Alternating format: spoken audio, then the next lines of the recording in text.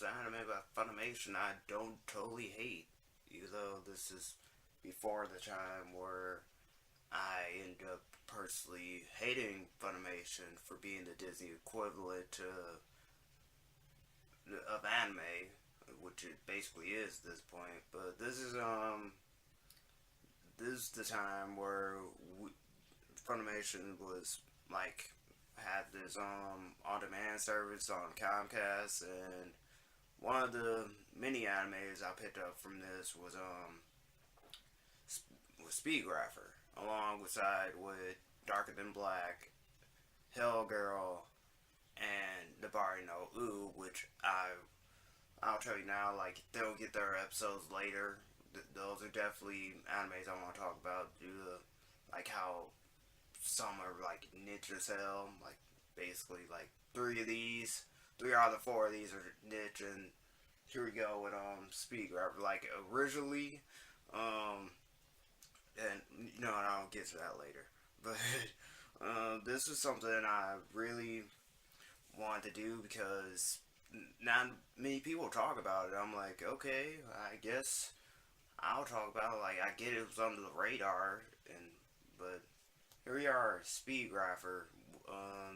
The gist of it, the basic gist of it is the main character Saiga. He's um he's a photographer, and he also used to be like a war photographer. That's also his backstory. But like as it the years went on, he like lost the interest in taking pictures, and it wasn't really until he met the main heroine Kagura where he gets his spark back to take pictures.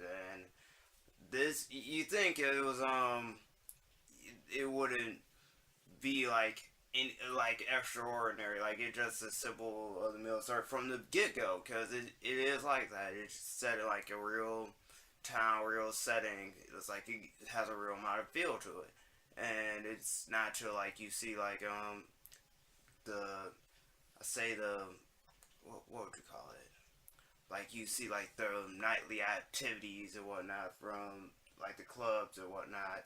And it it just shows like it's basically like everything you can see, like modern day corruption, capitalism, stuff like that, like the rich getting in power. And it wasn't like until it doesn't get like supernatural at all until Kyrie gets introduced. And yeah, this is where things kind of got to a weird turn because here's the thing, Kagura, like I think they said it was her fluids or whatnot. I swear to God that sounded so wrong, but her fluids basically gave gives people powers. And uh, Saiga, of course, ended up because they ended up kissing, and he got captured, I believe. It's been a while since I saw the first episode. That he ended up getting powers from that, and his power was and this is gonna play to a joke, mind you. And it was his power was basically his camera could blow shit up. That was his exploded camera. And like I said, it's not up yet. It'll be up later. But in my Guilty Crown review, this is like one of the and here, my Hero Academy review. This is one of those powers where it it depends on the main character, like how they want to use it. Because like later on in the series, like Saiga finds like different ways to manipulate his powers to his advantage and for whatever the situation calls for. And it was also because like he's also going against other people who end up getting powers too through the exact same means he got powers. And it was was just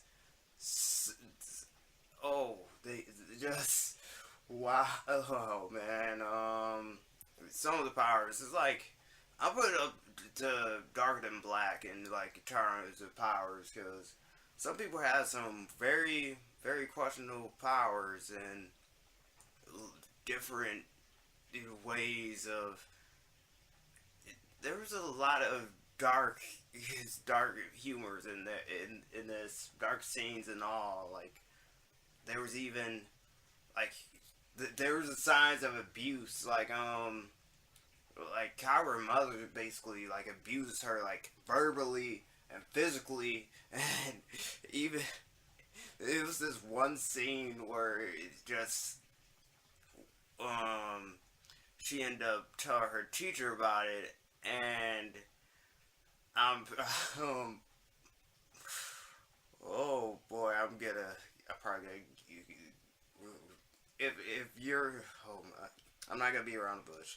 Um, it basically she told her teacher about it, and it basically it basically like cut to a scene with the teacher basically eating out her mom in the bed, and I'm like, wow, like wow, her mom basically paid her teacher for that, and yeah, I can see why Kyra was so obsessed with escaping the city, and that was basically that was her little arc, her character motivation. She wanted to escape and go out and see the world because she's been trapped her entire life. You know, basic rich girl problems with you legit feeling sorry for said character because of their upbringing. Because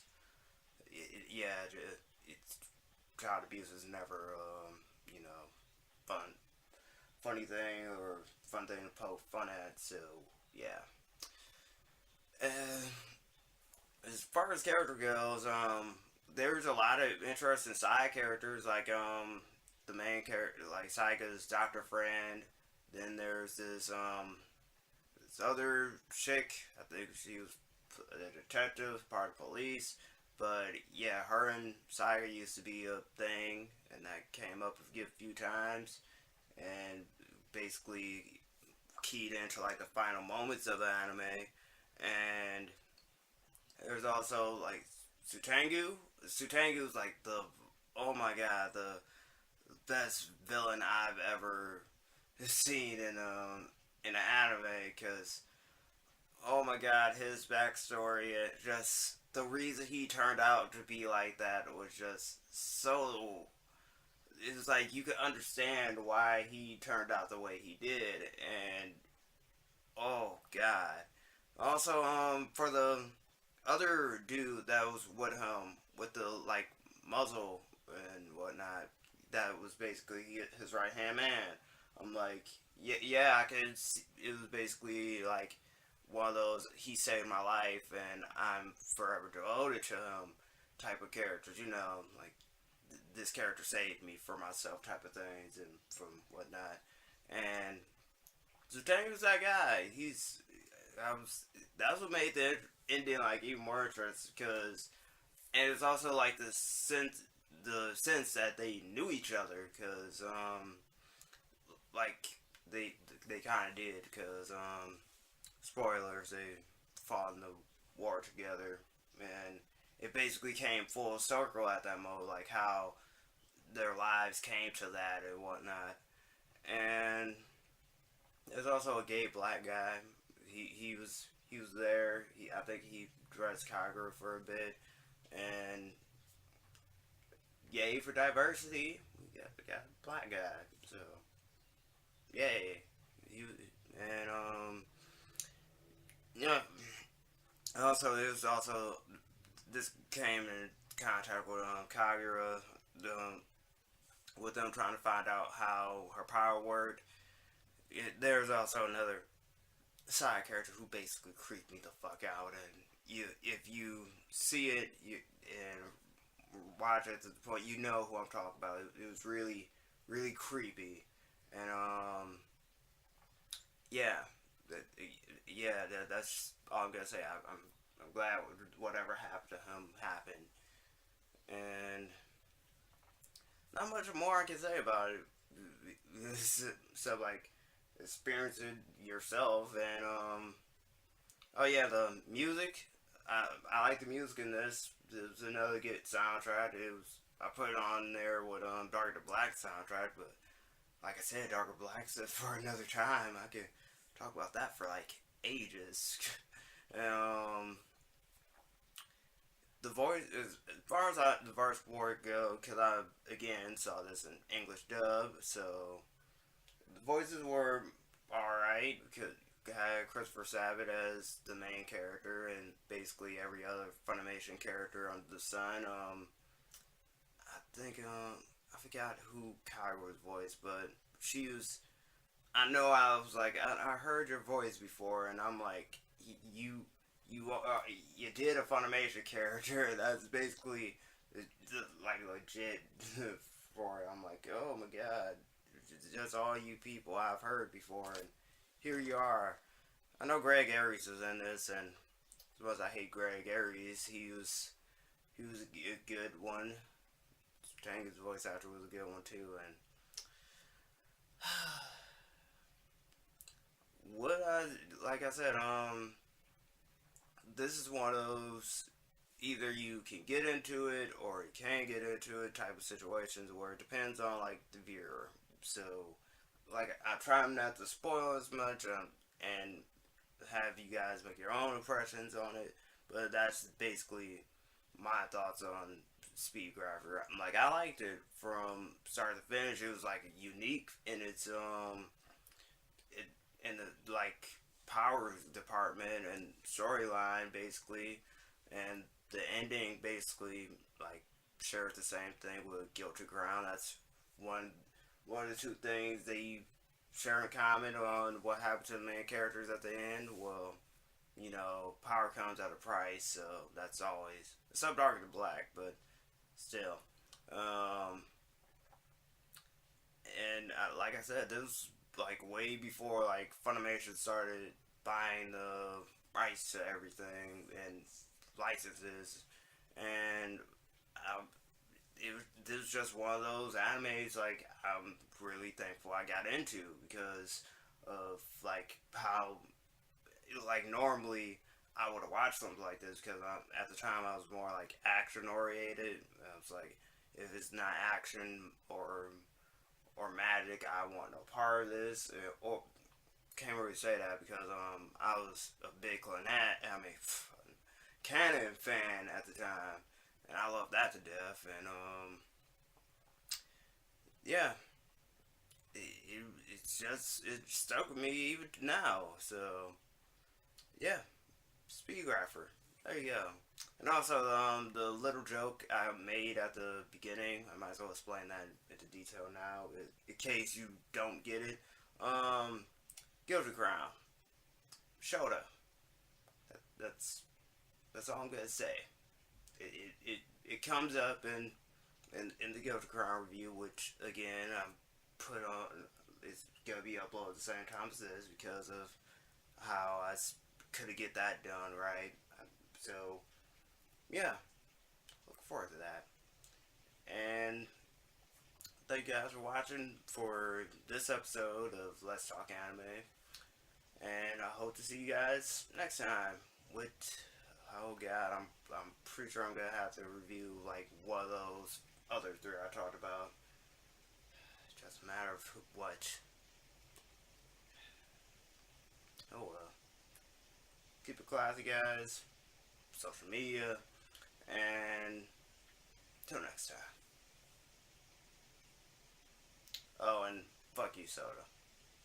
Really, really, fuck you. If you have anything to take from this, take this. Saiga's camera is better than Soda. Soda, whatever the fuck his power was, just I would just recommend on that principle. There, I said it. First buyer's review. Don't care.